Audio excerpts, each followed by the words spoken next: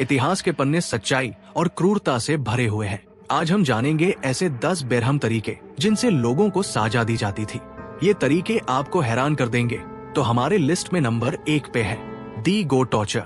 आज हम आपको इतिहास की एक ऐसी क्रूर सजा के बारे में बताएंगे जिसमें बकरी और शहद के जरिए इंसान को असहनीय दर्द दिया जाता था। ये सजा प्राचीन काल में दिया जाता था, खासकर यूरोप और मध्य एशिया के कुछ हिस्सों में। ये सजा दिखने में तो सामान्य लगता था, लेकिन इसका असर इतना भयानक था कि जिसे ये सजा मिलती उसकी चीखें पूरे इलाके में गूंजता था। इस सजा में अपराधी को एक बेंच या लकड़ी के तख्ते पर बांध दिया जाता था, फिर उसके पैरों पर शहद या मीठा पदार्थ लगा दिया जाता था। बकरियों को इस काम के लिए लाया जाता था क्योंकि उनकी जीभ खुरदरी होती है। बकरी पैरों को चाटने लगता और शुरुआत में ये सजा व्यक्ति को गुदगुदी का एहसास देता, लेकिन जैसे जैसे बकरी की जीभ लगातार चाटती जाती वो गुदगुदी दर्द में बदलने लगती। अगर बकरी लगातार चाटती रहती तो उसकी जीभ की खुरदरी सतह से त्वचा उधड़ने लगती। कई बार ये सजा इतनी लंबी खींचता था कि व्यक्ति दर्द और खून की कमी से मर जाता था। इतिहासकार बताते हैं कि ये सजा लोगों को डराने के लिए दिया जाता था। ये सजा एक मनोरंजन का भी साधन था, जहां लोग इकट्ठा होकर इसे देखा करते थे। Number 2, flaying punishment. फ्लेइंग यानी खाल उतारने की सजा प्राचीन काल में कई सभ्यताओं में प्रचलित था। विशेष रूप से बेबीलोन, असीरिया और फारसी साम्राज्यों में इसे अपराधियों और दुश्मनों को दंडित करने के लिए इस्तेमाल किया जाता था। ये सजा इतनी भयानक थी कि इसका उद्देश्य सिर्फ अपराधी को मारना नहीं था, बल्कि अन्य लोगों के दिलों में खौफ पैदा करना था। इस सजा में व्यक्ति को पहले एक खंभे या लकड़ी के तख्ते से बांध दिया जाता था। इसके बाद जल्लाद तेज धार वाले औजारों का उपयोग करते हुए शरीर की खाल को धीरे धीरे उतारने का काम शुरू करता था। खाल को उतारते समय इस बात का ध्यान रखा जाता था कि व्यक्ति जिंदा रहे और पूरी प्रक्रिया का दर्द महसूस करे। इस दौरान व्यक्ति असहनीय दर्द से गुजरता था। अक्सर खून की कमी, संक्रमण या दर्द के कारण उसकी मृत्यु हो जाती थी। ये सजा सिर्फ शारीरिक यातना नहीं थी, बल्कि एक संदेश था। शासक इसे अपने दुश्मनों और जनता को डराने के लिए इस्तेमाल करते थे। ये दिखाता है कि सत्ता के खेल में मानवीयता की कोई जगह नहीं था। Number 3, इम्पेलमेंट punishment. इम्पेलमेंट का मतलब है किसी व्यक्ति को नुकीले लकड़ी के डंडे या धातु की छड़ के ऊपर चढ़ा देना। ये सजा प्राचीन समय में इस्तेमाल की जाता था, खासकर मध्यकालीन यूरोप, एशिया और ओटोमन साम्राज्य में। इसे मुख्य रूप से अपराधियों, गद्दारों और युद्ध के दुश्मनों को दंडित करने के लिए अपनाया जाता था।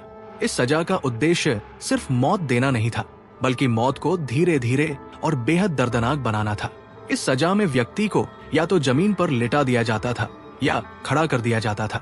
इसके बाद एक नुकीला खंभा, लकड़ी का डंडा या धातु की छड़ को उसके शरीर के निचले हिस्से से आर पार किया जाता था।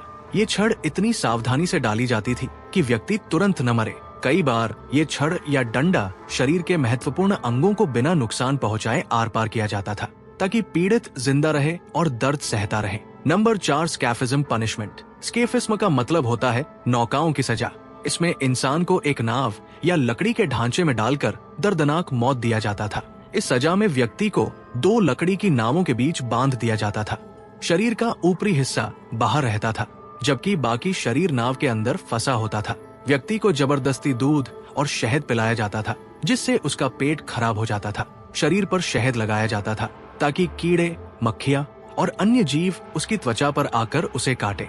कुछ ही घंटों में कीड़ों के कारण व्यक्ति की त्वचा गलने लगती थी और संक्रमण से उसकी स्थिति और भी खराब हो जाता था। वो दिनों तक जीवित रहता, जबकि कीड़े मकोड़े धीरे धीरे उसे खा जाते। व्यक्ति के शरीर में संक्रमण फैलता और उसकी चीखें दर्द और यातना का सबूत बन जाता था। कई बार ये सजा 10 दिनों या उससे ज्यादा समय तक चलती थी। ये पीड़ा इतनी भयानक होता था कि मौत को ही रहमत समझा जाता था। Number 5, saw torture punishment. Saw torture यानी आरी से दी जाने वाली सजा। इस सजा में अपराधी को जिंदा रहते हुए 2 हिस्सों में काट दिया जाता था। ये सजा प्राचीन काल में यूरोप, एशिया और मध्यकालीन सभ्यताओं में बेहद प्रचलित था। इसका मुख्य उद्देश्य सिर्फ अपराधी को खत्म करना नहीं था, बल्कि जनता के बीच डर और सत्ता का खौफ पैदा करना था। व्यक्ति को उल्टा लटकाया जाता था ताकि सिर में खून जमा हो जाए और वो जल्दी बेहोश न हो। आरी से शरीर को जांघों के बीच से काटना शुरू किया जाता था। ये प्रक्रिया इतनी धीमी होती थी कि पीड़ित को पूरी यातना का एहसास हो। कई बार व्यक्ति कमर तक काटे जाने के बाद भी जिंदा रहता था। ये सजा सार्वजनिक रूप से दी जाता था ताकि अन्य लोग इसे देखकर सत्ता के खिलाफ जाने की हिम्मत न करें। Number 6, bronze bull punishment. Bronze bull, जिसे ब्रास बुल या सिकेलियन बुल भी कहा जाता है, प्राचीन ग्रीस में सजा देने का एक भयानक तरीका था। ये एक बैल के आकार की विशाल धातु की मूर्ति होती थी जो पूरी तरह से खोखली होता था। इस मूर्ति को तांबे, ब्रॉन्ज से बनाया जाता था ताकि इसे गर्म किया जा सके। इसका उपयोग ग्रीस के अत्याचारी शासकों द्वारा अपराधियों और दुश्मनों को मौत देने के लिए किया जाता था। अपराधी को ब्रोंज बुल की खोखली मूर्ति के अंदर बंद कर दिया जाता था। मूर्ति के नीचे बड़ी आग जलाया जाता था जिससे मूर्ति धीरे धीरे गर्म होने लगता था। जैसे जैसे मूर्ति गर्म होता, अंदर का तापमान इतना बढ़ जाता कि व्यक्ति अंदर ही जिंदा जलने लगता। Number 8, the crucifixion punishment. Crucifixion यानी सूली पर चढ़ाना एक ऐसी सजा थी जिसमें व्यक्ति को लकड़ी के क्रॉस पर बांधकर या कील ठोककर लटकाया जाता था। ये सजा मुख्य रूप से रोमन साम्राज्य में इस्तेमाल की जाता था। इसे दासों, विद्रोहियों, गद्दारों और अपराधियों को दंडित करने के लिए दिया जाता था। ये न केवल मौत का कारण बनती थी, बल्कि इससे पहले व्यक्ति को भयावह दर्द और यातना झेलन पड़ता था। व्यक्ति को सार्वजनिक रूप से कोड़े मारे जाते थे ताकि उसका शरीर कमजोर हो जाए। उसे अपने मौत के क्रॉस को खुद उठाकर सजा की जगह तक ले जाना पड़ता था। व्यक्ति के हाथ और पैरों में लोहे की कीलें ठोकी जाता था। कभी कभी रस्सी से बांध दिया जाता था। व्यक्ति को क्रॉस पर लटकाकर खड़ा कर दिया जाता था। कई बार ये प्रक्रिया घंटों या दिनों तक चलता था। दम घुटने, खून बहने और दर्द से व्यक्ति की मौत होता था। क्रूसिफिक्शन का मुख्य उद्देश्य डर फैलाना और न्यायिक शक्ति का प्रदर्शन करना था। इसे सार्वजनिक रूप से किया जाता था ताकि लोग इसे देखकर शासकों के खिलाफ जाने की हिम्मत न करें। Number 9, bamboo torture punishment. बांस की सजा, जिसे बांस टॉर्चर के नाम से भी जाना जाता है, एशिया के कुछ हिस्सों में इस्तेमाल की जाने वाली एक अत्यंत दर्दनाक सजा था। इसमें बांस की प्राकृतिक तेजी से बढ़ने की क्षमता का उपयोग किया जाता था। ये एक ऐसा प्राकृतिक हथियार था जो किसी के शरीर को धीरे धीरे छेद सकता था। पीड़ित को जमीन पर या बांस के पौधों के ऊपर उल्टा बांध दिया जाता था। इस प्रक्रिया में उसका शरीर बांस के नुकीले सिरों के संपर्क में रहता था। बांस की विशेषता है कि ये एक दिन में 1 से 3 फीट तक बढ़ सकता है। धीरे धीरे बढ़ते हुए बांस के नुकीले सिरे पीड़ित के शरीर को छेदने लगते थे। ये प्रक्रिया घंटों या दिनों तक चलता था। बांस का पौधा शरीर के अंदर प्रवेश कर उसे आर पार कर देता था। बांस टॉर्चर का इस्तेमाल मुख्य रूप से एशिया में, खासकर चीन और जापान में किया गया था। बांस दुनिया के सबसे तेजी से बढ़ने वाले पौधों में से एक है। इसका तना इतना मजबूत और नुकीला होता है कि ये शरीर को बिना रुके आर पार कर सकता है। इस सजा में बांस के इन गुणों का फायदा उठाया जाता था। Number 10, molten lead torture punishment.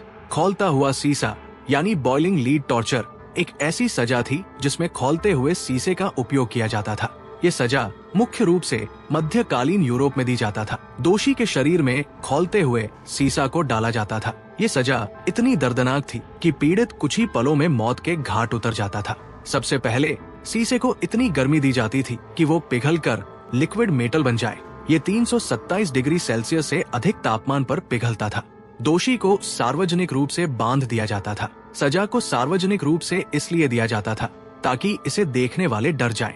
खौलते हुए सीसे को पीड़ित के गले, मुंह या शरीर के अन्य हिस्सों में डाला जाता था। ये सजा इतनी दर्दनाक थी कि पीड़ित तुरंत जलने और दर्द से तड़पकर मर जाता था।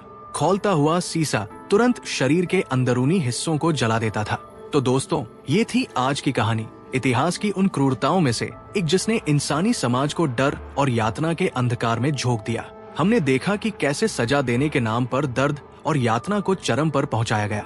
अगर आपको ये वीडियो रोचक और जानकारीपूर्ण लगा हो तो इसे लाइक करें, अपने दोस्तों और परिवार के साथ शेयर करें और हमें कमेंट से बताएं कि आप अगली वीडियो में किस विषय पर चर्चा करना चाहेंगे। आपके सुझाव हमारे लिए बहुत महत्वपूर्ण है। और हाँ, हमारे चैनल को सब्सक्राइब करना न भूलें। हम आपके लिए ऐसे ही इतिहास के रहस्यों और कहानियों को सामने लाते रहेंगे। धन्यवाद और अगली बार फिर मिलेंगे एक और अद्भुत कहानी के साथ।